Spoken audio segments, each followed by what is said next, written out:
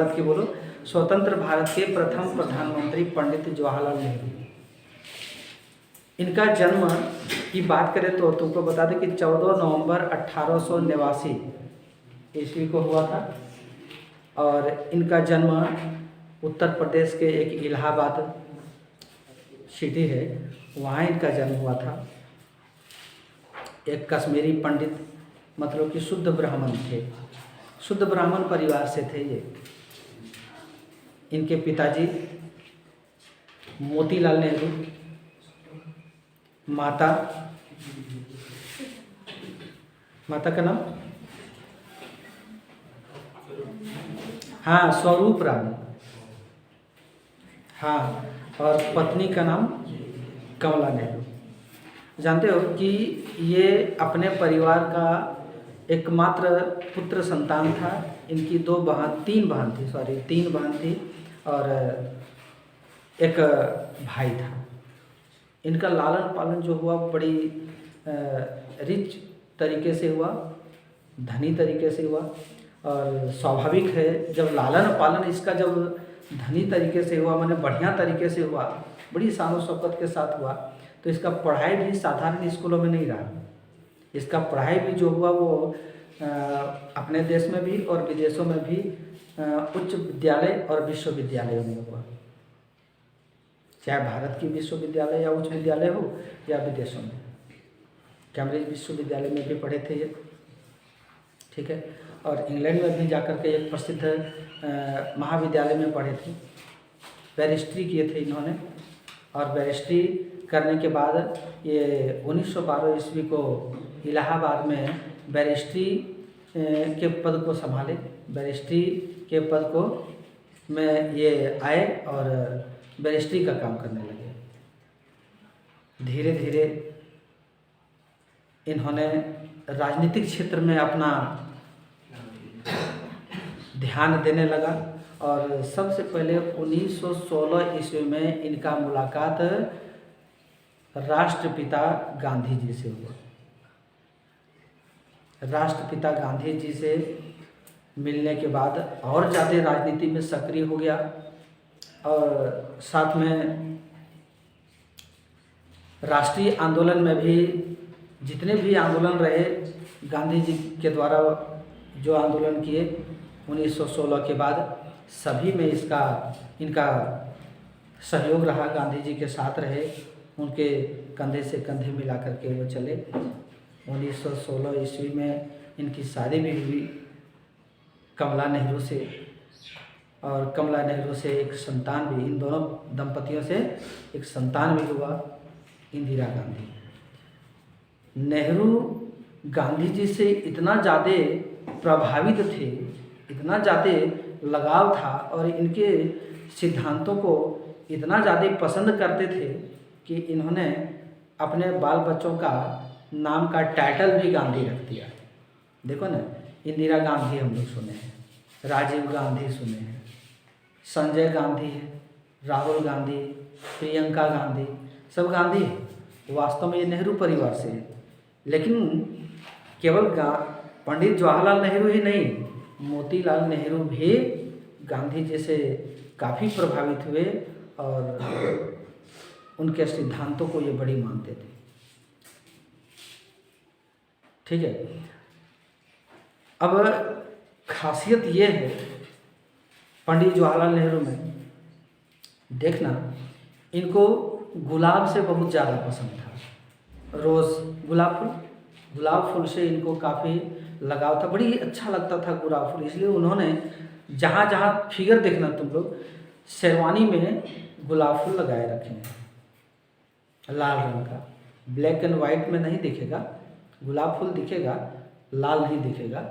लेकिन जहाँ जहाँ तुम रंगीन फिगर देखोगे, गांधी जी के शेरवानी में गुलाब फूल है। और इसके अलावा ये बच्चों से बहुत ज़्यादा प्रेम करते थे, बच्चों से इसका बहुत ज़्यादा लगाव था। बच्चे भी इनको बड़ी चाहते थे, इसीलिए इनको चाचा कह करके पुकारते, चाचा नेहरू। और हम लोग के टाइम में जानते हो एक पत्रिका आता था, चाचा नेहरू नाम का एक छोटा सा किताब रहता था, चाचा नेहरू, उसमें सब ABCD अल्फ़ाबेट का सब लेटर रहता था, हिंदी का सब रहता था लेटर, काउंटिंग रहता था, टेबल है, वो सब बुक अब लुप्त हो गया। चाचा नेहरू के नाम से हम लोग वो बुक खरीदते थे और पढ़ते थे खुशी खुशी। ठीक है, चूँकि हम जान रहे हैं कि इनके मन में बात क्या थी कि पंडित जवाहरलाल नेहरू जानते थे कि अपने देश को समृद्ध और रिच बनाने के लिए, अपने देश को शैक्षणिक मामले में अग्रणी करने के लिए इन बच्चों को पढ़ाना बड़ी ज़रूरी है। ये बच्चे जो होते हैं ना, वो देश का भविष्य है, देश का कर्णधार है। यही बच्चे आगे चल कर के डॉक्टर, इंजीनियर, IPS अधिकारी या अन्य ऊंचे ऊंचे ओहदे पर जा सकते हैं, एक अच्छे इंसान बन सकते हैं, एक सच्चा नेता बन सकता है, ईमानदार नेता बन सकता है और पूरे देश का संचालन कर सकता है। इसलिए ये बच्चों से बहुत ज़्यादा लगाव रखें और बच्चों को पढ़ाने के लिए, बच्चों को शिक्षा देने के लिए इन्होंने बहुत सारे उस समय विश्वविद्यालय भी खोल के रखे अपने शासनकाल में। प्रधानमंत्री के तौर पर ये सबसे लंबे कार्यकाल में यही रहे थे और उस समय अनेक ऊंचे ऊंचे शैक्षणिक संस्थानों को खोल के रखे हैं, विश्वविद्यालयों को खोल के रखे हैं। वो जानते थे कि बच्चे अगर पढ़ेंगे तो हमारे देश का विकास होगा, हमारे देश का भविष्य बनेगा और विश्व गुरु बन सकेगा। आज देखो ना, उन्हीं के वजह से सरकारी विद्यालयों में बच्चों को पोषाहार दिया जाता है, मिड डे मील जिसको बोलते हैं, और पौष्टिक आहार के रूप में वो प्रदान किया जाता है। साप्ताहिक अंडे भी देते हैं, फल भी दिया जाता है। सब क्या वजह है? यही वजह है कि सभी को जानता है कि बच्चे जो हैं वो आगे चल करके देश के प्रगति की मार्ग को बढ़ा सके, प्रशस्त कर सके, प्रगति के मार्ग को मजबूत कर सके। और इसीलिए यह सारी योजनाएं सरकारी विद्यालयों में दिया जाता है। हम लोग सब जानते हैं कि हमारे देश में सब प्रकार के लोग रहते हैं, धनी भी, गरीब भी। धनी लोग जिसके बच्चे मखमल के बिस्तर पर सोया, जिसके बच्चे का लालन पालन बढ़िया हुआ, वो आसानी से कॉन्वेंट विद्यालयों में पढ़ा लेते हैं अपने बच्चों को, बड़े से बड़े प्राइवेट स्कूलों में पढ़ा लेते हैं।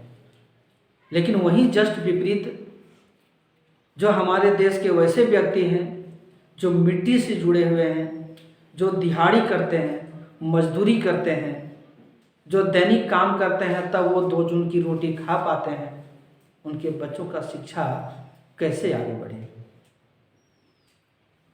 हमारे देश के उन महापुरुषों ने इसके लिए सरकारी विद्यालयों में जो योजनाएं दिया जा रहा है ना, उस योजनाओं का लाभ उठा करके गरीब गुरबा के बच्चे, जिनके यहाँ रोजगार के साधन नहीं है, आय के साधन नहीं है, वो सब बच्चे पढ़ पाते हैं।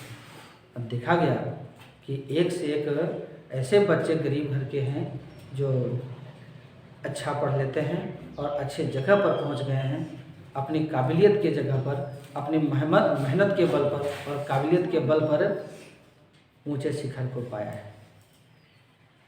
तभी तो आज शिक्षा के मामले में, जिस समय हमारा देश आज़ाद हुआ था उसमें शिक्षा का स्तर कम था और अभी शिक्षा का स्तर बढ़ा है। तो इन्हीं सब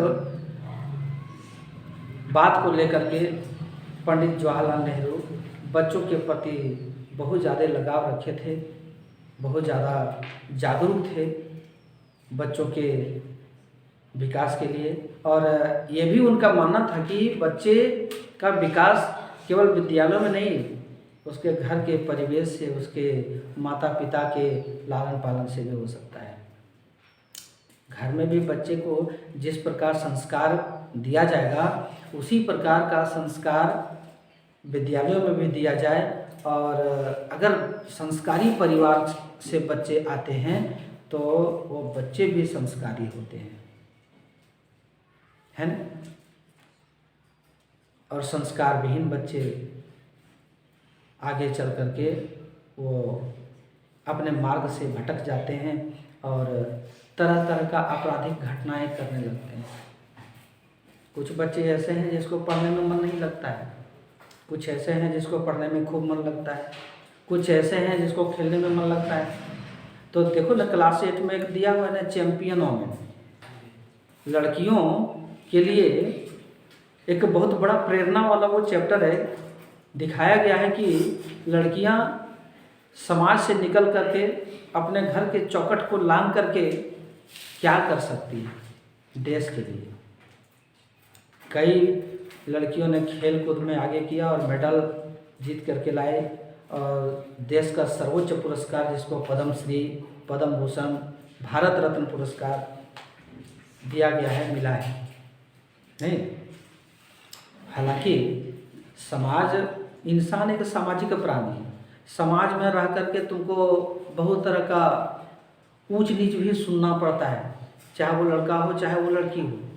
इन ऊंच नीच को सुनते हुए, और अगर तुम अपने मार्ग पर सीधे चल रहे हो, अपने मार्ग पर तुम सीधे बढ़ रहे हो नहीं, और तुम्हारा लक्ष्य अगर उस जगह पर केंद्रित है तो निश्चित है कि तुमको सफलता जरूर मिलेगी। लेकिन अफवाहों को अपने मन में बिठा लिए हो और शिकायतों को अपने मन में बिठा लिए हो, लोग जो ताना देते हैं तुम्हारे लिए, उन तानों को तुम अपने मन में बिठा लिए हो और अपने कदम को आगे बढ़ने से रोक दिए, तो निश्चित है कि तुम्हारा भविष्य अंधकार में होगा। हम नहीं चाहते हैं कि तुम लोग अंधकारमय भविष्य की ओर जाओ। हम नहीं चाहते हैं कि तुम लोग जो सुनना पड़ता है ताने, उसको अपने मन में बिठाओ। कुछ ऐसे बच्चे हैं जो लापरवाह किस्म के हैं, जो गलत संगतियों में आकर के गलत काम करने लगते हैं। जैसे कुछ ऐसे ननिहाल हैं जो स्कूल में देखते हैं बहुत सारे बच्चे खैनी लेकर के आता है पॉकेट में। कहाँ से इसको मिला?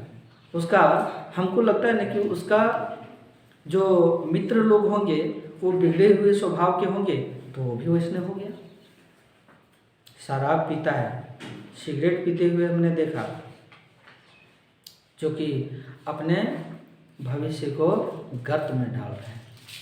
साफ लिखा हुआ रहता है सिगरेट के पैकेट पर कि धूम्रपान स्वास्थ्य के लिए हानिकारक है, इससे कैंसर होता है, तंबाकू से कैंसर होता है, गुटखा पान से कैंसर होता है। बच्चे पढ़ रहे हैं लेकिन फिर भी उसका उपयोग भी कर रहे हैं। फिर वो बच्चे क्यों नहीं समझते हैं कि इस पर जो लिखा हुआ है वो सच में होता है? नहीं, जाओ ना बहुत सारा हॉस्पिटल, तुमको वहाँ देखने को मिल जाएगा कि जो कैंसर से पीड़ित है, किस वजह से कैंसर हुआ उसको, माउथ कैंसर, लंग्स कैंसर और भी विभिन्न प्रकार के जो कैंसर हैं, सो इन लतों से बचना चाहिए, है ना। देश में बच्चों को पढ़ाने के लिए क्या नहीं किया। भाभा एटॉमिक रिसर्च का नाम सुने होंगे, Bhabha atomic research centre Mumbai में, वहाँ बाल वैज्ञानिक है। वहाँ पर दाखिला के लिए तुमको एंट्रेंस देना पड़ेगा। जब पास कर जाओगे तो भाभा एटॉमिक रिसर्च सेंटर में तुमको पढ़ने का अवसर मिलेगा, और वहाँ बाल वैज्ञानिक माने बच्चे वैज्ञानिक के रूप में बनते हैं और आगे चल करके बड़ा वैज्ञानिक निखर करके बात सामने आता है। APJ Abdul Kalam, doctor CV Raman, नहीं, सर जेसी बोस, ठीक है, बहुत सारे हमारे देश के वैज्ञानिक रहे जिन्होंने देश के लिए क्या क्या नहीं कर दी। एपीजे अब्दुल कलाम को तो मिसाइल मैन बोला जाता है। इतने सारे मिसाइल का खोज कर दिए, बना दिए कि इनका नाम ही मिसाइल मैन रख दिया, मिसाइल मैन, है ना। और भी हैं जिन्होंने बहुत सारे ऐसे विज्ञान के क्षेत्र में अपना आविष्कार किए, खोज किए, ठीक है, पढ़ा तब। और ये एक बच्चे से ही बन करके आया हो, ऐसा नहीं है कि एक बार के डायरेक्ट वैज्ञानिक बन गया, बच्चे से ही बन करके आया। नहीं, लेकिन आज के दौर में हम लोग देखते हैं कि बच्चे का हथेली तभी खुले थे, आज भी हथेली खुला है। कहता इसलिए है कि तुमको बता दें कि हथेली तब भी छोटी थी और हथेली अब भी छोटी है। हथेली तब भी छोटी थी, माने बच्चे जब थे उस समय, और अब जब बड़े हुए तब भी हथेली छोटी। हथेली तब भी छोटी थी, हथेली अब भी छोटी है। और पहले खुशियाँ बटोरने में चीज़ें छूट जाती थी, आज चीज़ों को बटोरने में खुशियाँ छूट जाती हैं। ठीक है ना? तो बाल दिवस के अवसर पर हम आज तुम लोग को बस यही प्रेरित कर सकेंगे। थैंक यू, धन्यवाद।